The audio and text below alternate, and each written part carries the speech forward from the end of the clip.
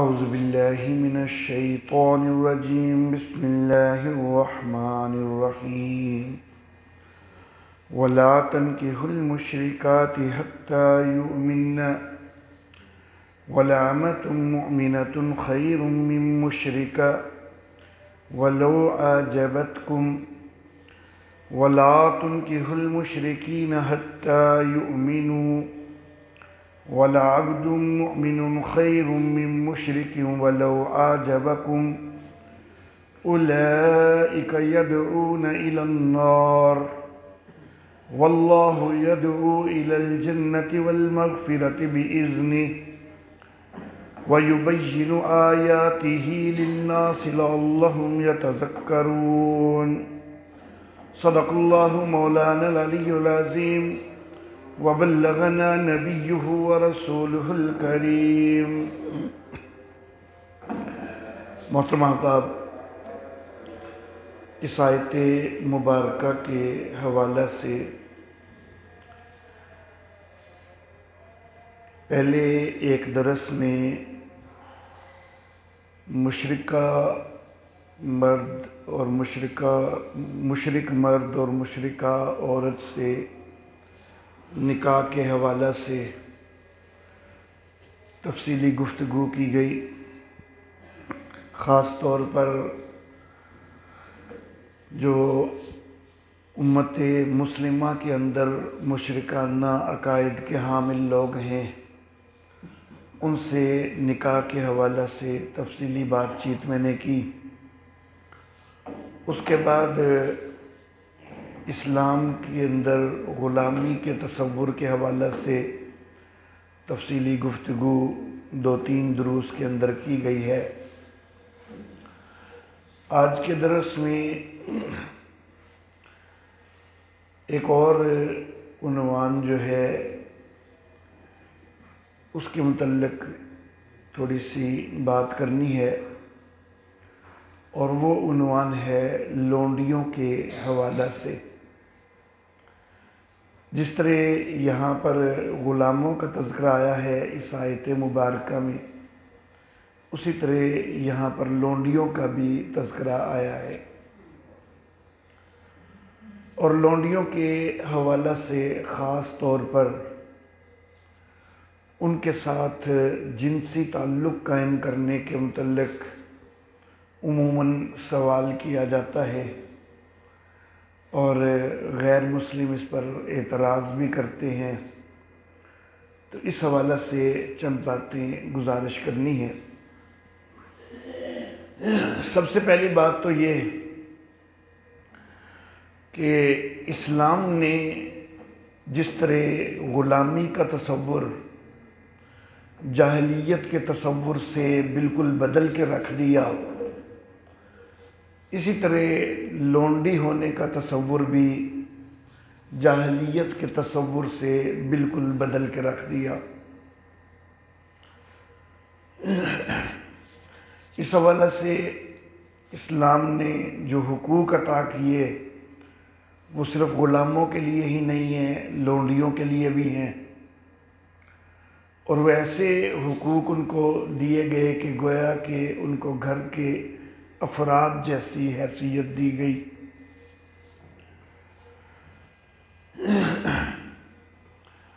مزید یہ کہ دور جاہلیت میں لونڈیوں سے پیشہ کروانا ایک عام چیز تھی۔ شریعت اسلامیہ میں اس کو بالکل مکمل طور پر منع کر دیا گیا۔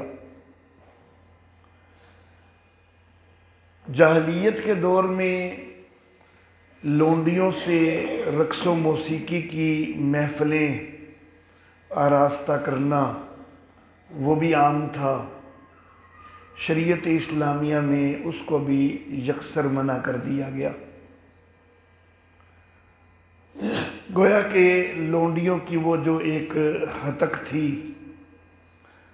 کہ ان سے پیشہ کروایا جا رہا ہے یا ان کو لوگوں کے سامنے نچایا جا رہا ہے، اس ہتک کو اسلام نے مکمل طور پر بند کر دیا۔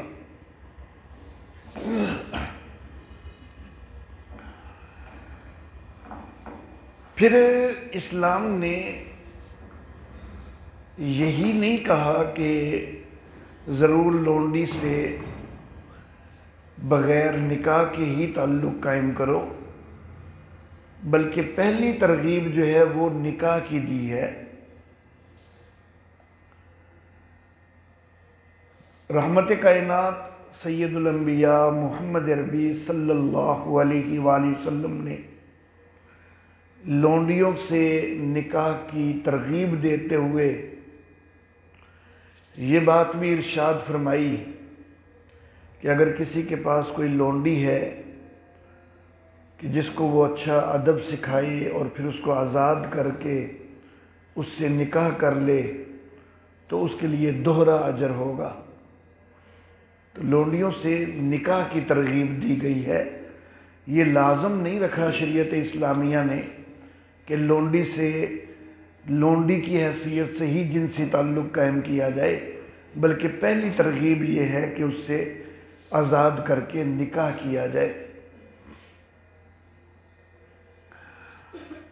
سورہ نور کی آیت نمبر 32 کے اندر اللہ رب العزت یہ ترغیب دیتے ہیں کہ وَأَنْكِحُوا الْأَيَامَ مِنْكُمْ، کہ جو تم میں سے بے نکاحے ہیں ان کے نکاح کر دو، وَالصَّالِحِينَ مِنْ عِبَادِكُمْ وَإِمَائِكُمْ، اور جو تمہارے غلام یا تمہاری لونڈیاں نیک ہیں ان کے نکاح کر دو۔ إِن يَكُونُوا فُقَرَاءَ يُغْنِهِمُ اللَّهُ مِنْ فَضْلِهِ، تو اگر لونڈیوں اور غلاموں کے نکاح سے تم کو یہ چیز روک رہی ہے کہ وہ تنگ دست ہوں گے، تو اللہ کہتے ہیں نہیں، اس چیز کی وجہ سے نہ رکو، اگر وہ تنگ دست ہیں تو اللہ ان کو اپنے فضل سے غنی کر دے گا۔ واللہ واسع علیم، اللہ وسعت دینے والا ہے، جاننے والا ہے۔ تو یہاں پر لونڈیوں کا نکاح مالکوں کے خود اپنے ساتھ ہی کرنے کے متعلق نہیں، بلکہ دوسروں سے نکاح کرنے کی بھی ترغیب ہے کہ بے شک اپنے سے نکاح کرنا چاہے مالک تو اپنے سے نکاح کر لے، اگر لونڈی کا نکاح کسی اور سے کرنا چاہے تو اس کی بھی ترغیب دی گئی ہے۔ سورہ نساء کے اندر اللہ رب العزت نے ارشاد فرمایا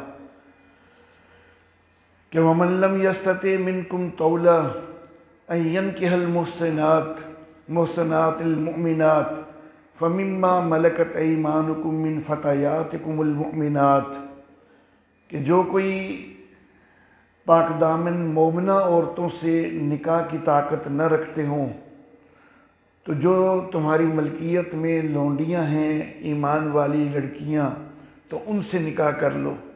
تو یہاں پر بھی لونڈیوں سے نکاح کی ترغیب دی گئی ہے۔ خود رحمت کائنات صلی اللہ علیہ وآلہ وسلم نے حضرت جویریہ بنت حارث بن ابو زرار اور حضرت صفیہ بنت حیی بن اخطب، یہ دونوں لونڈیاں تھیں اور ان کے ساتھ نبی اکرم صلی اللہ علیہ وسلم نے باقاعدہ نکاح کیے ہیں۔ حضرت جویریہ رضی اللہ تعالی عنہا غزوہ بنی مستلق کے اندر قیدی بن کے آئی تھیں، لونڈی کی حیثیت سے آئی تھیں۔ غزوہ بنی مستلق کو غزوہ مریثہ بھی کہا جاتا ہے۔ یہ ایک سردار کی بیٹی تھیں، ان کے والد حارث بن ابو زرار سردار تھے۔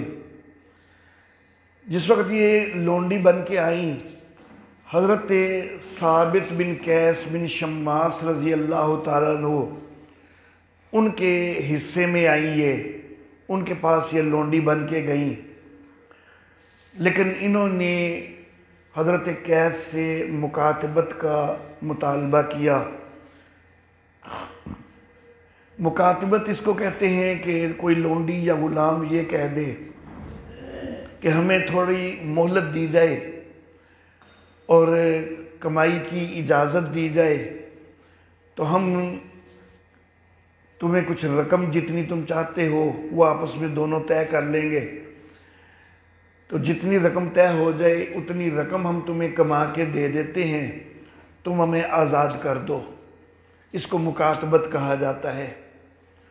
اور شریعت اسلامیہ میں یہ حکم ہے کہ اگر کوئی لونڈی یا کوئی غلام مکاتبت کا مطالبہ کرے تو اس مطالبے کو پھر مالک رد نہیں کر سکتا، بلکہ اس کو مکاتبت لازماً کرنا ہوگی۔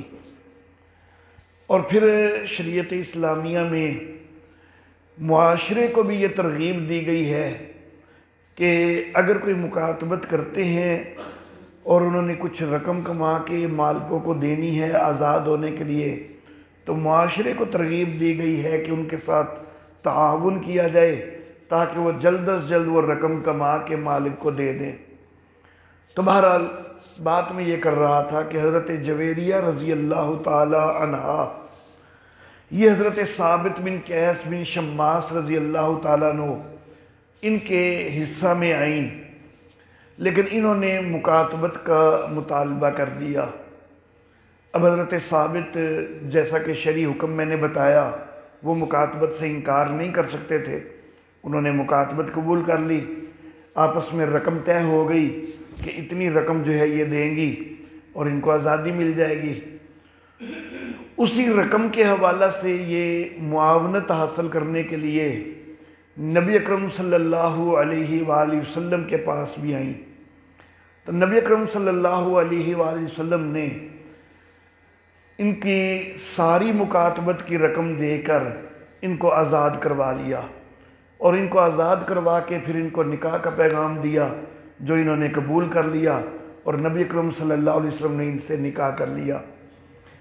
اسی طرح حضرت صفیہ بنت حیی بن اخطب رضی اللہ تعالی عنہا یہودی سردار حیی بن اخطب کی بیٹی تھی، غزوہ خیبر کے اندر لونڈی کی حیثیت سے آئی اور نبی اکرم صلی اللہ علیہ وسلم کے حصے میں ہی آئیں، لیکن نبی اکرم صلی اللہ علیہ وآلہ وسلم نے ان کو آزاد کر دیا اور آزاد کر کے ان سے نکاح کر لیا۔ تو نبی اکرم صلی اللہ علیہ وسلم نے بھی حضرت جویریہ رضی اللہ تعالیٰ عنہ اور حضرت صفیہ رضی اللہ تعالیٰ عنہ سے نکاح کیے ہیں، باوجود اس کے کہ وہ پہلے لونڈیاں تھیں۔ بہرحال ترغیب شریعت کی یہ ہے کہ لونڈیوں سے نکاح کیے جائیں، لیکن لازم نہیں ہے۔ جنسی تعلق لونڈی کے ساتھ اس کا آقا بغیر نکاح کے بھی قائم کر سکتا ہے۔ سورہ مومنون کی آیت نمبر 5-6 کے اندر اللہ رب العزت ارشاد فرماتے ہیں کہ وَالَّذِينَ هُمْ لِفُرُوجِهِمْ حَافِظُونَ إِلَّا عَلَىٰ أَزْوَاجِهِمْ أَوْ مَا مَلَكَتْ أَيْمَانُهُمْ کہ وہ لوگ کہ جو اپنی شرمگاہوں کی حفاظت کرتے ہیں سوائے اپنی بیویوں پر اور جن کے ان کے ہاتھ مالک ہوئے، یعنی اپنی لونڈیوں پر۔ تو گویا کہ یہاں پر واضح طور پر قرآن حکیم کے اندر یہ چیز موجود ہے کہ بیویوں کے ساتھ تعلق قائم کر سکتے ہیں اور لونڈیوں کے ساتھ تعلق قائم کر سکتے ہیں۔ اگر یہ شرط ہوتی نا، بعض لوگ یہ سمجھتے ہیں کہ یہ شرط ہے کہ بیوی سے تعلق لونڈی سے تعلق قائم کرنے کے لیے نکاح کرنا ہوگا، تو جب نکاح کر لیا تو پھر تو وہ بیوی ہی بن گئی نا، تو پھر صرف اللہ ازواج ہی کہہ دیتے، لیکن اللہ نے صرف ازواج نہیں کہا۔ اگر تو نکاح ہی کرنا تھا تو وہ تو نکاح کرتے تو ازواج بن جاتی، تو اللہ نے نکاح کے لیے صرف ازواج ہی نہیں کہا یہ تعلق کے لیے، بلکہ ما ملکت ایمانہم بھی کہا کہ ازواج کی حیثیت سے بھی جب وہ نکاح میں آ جائیں تو ازواج کی حیثیت سے بھی ان سے تعلق جائز ہے، اور اگر نکاح میں نہیں ہے تو مالک لونڈی کے ساتھ بھی تعلق بہرحال قائم کر سکتا ہے۔ اب یہاں پر پھر اعتراض ہوتا ہے کہ اسلام نے آخر اس چیز کی اجازت کیوں دی ہے کہ لونڈی کے ساتھ بغیر نکاح کے بھی جو ہے وہ انسان تعلق قائم کر لے۔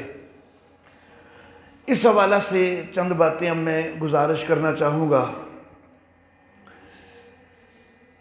پہلی بات یہ کہ جنسی تعلق کی خواہش صرف مرد کو نہیں ہوتی، یہ عورت کو بھی ہوتی ہے۔ پہلی بات تو یہ ہے لونڈی بھی ظاہر ایک عورت ہے اور اس کو بھی جنسی تعلق کی خواہش ضرور ہوتی ہے۔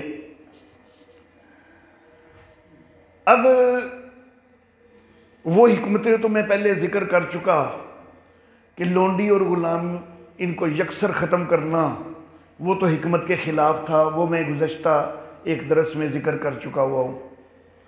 تو گویا کہ سلسلہ یہ ختم تو کیا نہیں جا سکتا تھا، وہ تو حکمت کے خلاف تھا، تو لونڈیاں اور غلام آنے تو تھے۔ اب جب لونڈی اور غلام آ رہے ہیں تو لونڈی کے ساتھ اگر مالک کو جنسی تعلق کی اجازت نہ ہو تو خود اس لونڈی کے لیے بھی جو اس کے اپنے دل میں جو جنسی تعلق کی خواہش پیدا ہوتی ہے اس کے پورا کرنے کا بھی کوئی ذریعہ نہیں ہوگا۔ ٹھیک ہے، شریعت اسلامیہ یہ ترغیب دے دے گی اور دی بھی ہے شریعت نے کہ لونڈیوں کے نکاح کر دو، لیکن نکاح کو لازم اور فرض تو نہیں کیا جا سکتا۔ بیٹیوں کا نکاح کرنا جو ہوتا ہے اس کی والدین کو ترغیب ہے شریعت کی طرف سے کہ بیٹیوں کے نکاح کر دو، لیکن کیا سارا معاشرہ وہ بیٹیوں کے نکاح کرتا ہے؟ ہمارے معاشرے کے اندر ایسی مثالیں بڑی ساری موجود ہیں کہ بیٹیوں کے نکاح کے اندر کئی لوگ بڑی سستی کرتے ہیں، یہاں تک کہ وہ اتنی بوڑھی ہو جاتی ہیں کہ پھر ان کے رشتے ہی نہیں ملتے ہیں۔ یہ مثالیں ہمارے معاشرے کے اندر کئی ساری ملتی ہیں۔ حالانکہ بیٹی جو ہے اس کے ساتھ ایک بڑی محبت ہوتی ہے اور اس کے احساسات، اس کے جذبات، اس کے متعلق تو والدین خود چاہتے ہوتے ہیں کہ ان کے انتظام کیا جائے، نکاح کیا جائے، لیکن اس کے باوجود معاشرے میں ایسی مثالیں بڑی ساری مل جاتی ہیں کہ بیٹیوں کے بھی نکاح نہیں کرتے کئی لوگ۔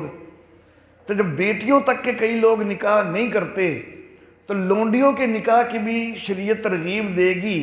جو نیک لوگ ہوں گے تو چلو وہ تو اس ترغیب کے اوپر عمل کریں گے، لیکن کیا ساری شریعت، سارے مسلمان کیا نیک ہیں؟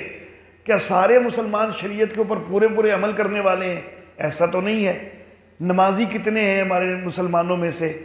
تو شریعت کے اندر ظاہر بات ہے ہر بندہ ایسا نہیں آنا تھا، اگرچہ شریعت تو یہی ترغیب دیتی ہے کہ ہر بندہ ہی نیک بنے، لیکن ایسا عملی طور پر تو نہیں ہونا تھا۔ یہ تو اللہ کو پتا تھا کہ عملی طور پر کئی ہوں گے نیک، لیکن اکثریت جو ہے وہ نیکوں کی نہیں ہوگی۔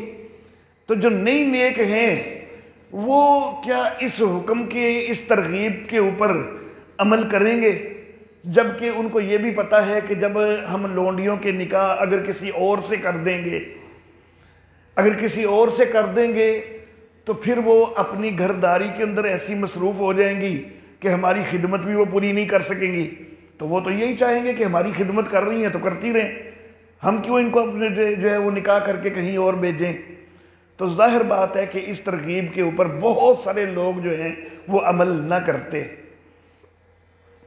اب پھر ان لونڈیوں کے پاس اپنی خواہش کو پورا کرنے کا ذریعہ یہی بچتا کہ وہ زناکاری شروع کر دیتی، اور اس طرح فحاشی جو ہے وہ معاشرے کے اندر عام ہونے لگ جاتی۔ اور ظاہر بات ہے کہ جس معاشرے کے اندر فحاشی عام ہو جائے تو وہ معاشرے کے لیے زہر قاتل ہوتی ہے۔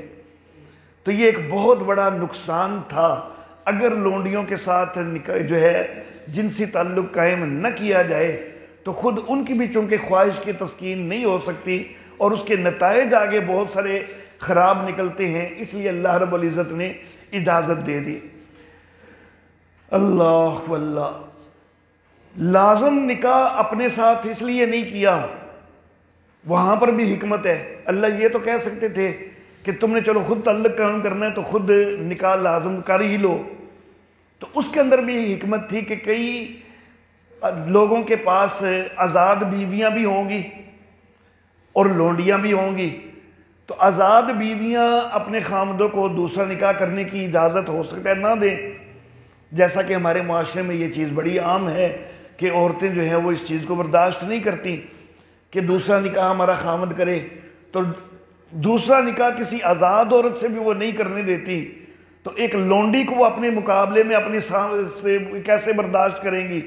تو ظاہر بات ہے کہ یہ چیز بھی لونڈیوں کے لیے نقصان دہ تھی کہ اگر یہ پابندی لگا دی جاتی کہ چلو دوسروں سے نکاح نہیں تو کم از کم خود تعلق قائم کرنا ہے تو ضرور نکاح کر کے ہی کرو، تو یہ بھی لونڈیوں کے لیے نقصان دہ تھی۔ تو پھر بہتر حل جو ہے وہ لونڈیوں کے لیے یہی تھا کہ ان کی جو ہے وہ جنسی تسکین کا بھی انتظام موجود ہو، اور اس کے لیے بغیر نکاح کے بھی جو ہے ان کے مالکوں کو اجازت دی جائے۔ اللہ اللہ، یہ ایک انداز ہو گیا، ایک پہلو ہو گیا جو میں نے بیان کیا۔ اب ایک اور دوسرا پہلو ہم ذکر کرتے ہیں۔ نکاح کیا ہے؟ ظاہر بات ہے کہ ایجاب و قبول کے کچھ الفاظ ہیں نا، اور الفاظ ادا ہو گئے تو نکاح ہو گیا۔ تو یہاں پر بھی کچھ الفاظ ادا ہوتے ہیں۔ جب لونڈی جو ہے کسی مالک کے حوالے کی جاتی ہے، جو غیر مسلم معاشرے ہیں نا، وہاں پر جو لونڈی کا تصور ہے اور اس سے جنسی تعلق کا تصور ہے، وہ اسلام والا تصور نہیں ہے۔ اسلام نے اس سے بڑا ہٹ کے تصور دیا ہے۔ غیر مسلم معاشروں میں یہ ہے کہ لونڈی اگر جنگ کے اندر آ گئی ہے تو بے شک اس سے جتنے لوگ بھی جنسی تعلق قائم کرنا چاہیں وہ کرتے رہیں۔ وہ اس طرح کیا کرتے تھے، گینگ ریپ وغیرہ کی شکل ہو جاتی تھی۔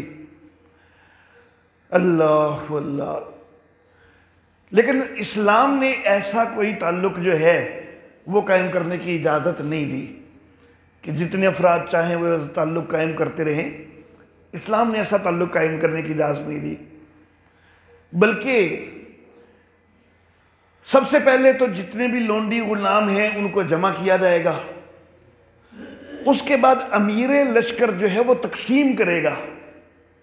اب امیر لشکر کا جو تقسیم کرنا ہے یہ نکاح کے قائم مقام ہو جائے گا۔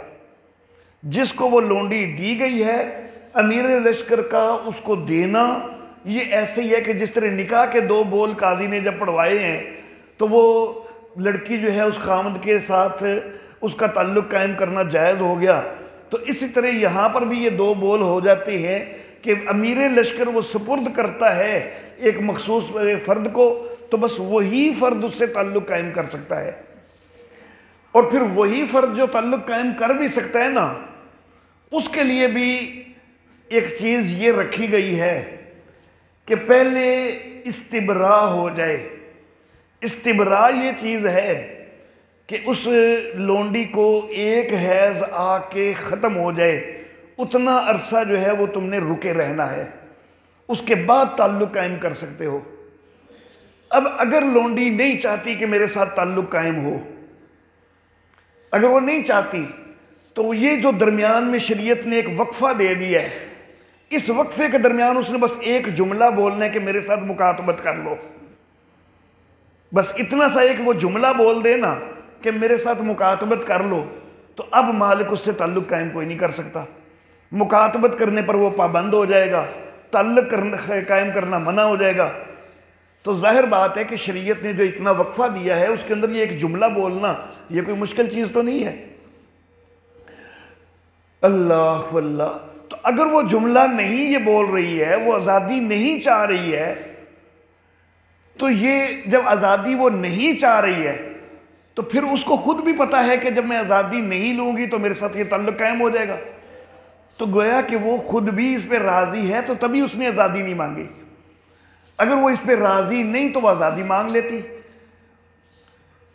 اب ایک سوال ہو سکتا ہے کہ جی اس کو بیچاری کو کیا پتا ہوگا کہ مکاتبت کرنی ہے، تو میں یہ عرض کرنا چاہوں گا کہ درمیان میں کچھ وقفہ دیا گیا ہے، اس وقفے کے دوران جو ہے وہ ادھر ادھر سے پوچھ سکتی ہے کہ میری کوئی آزادی کی کوئی صورت تو ہو سکتی ہے کہ نہیں ہو سکتی۔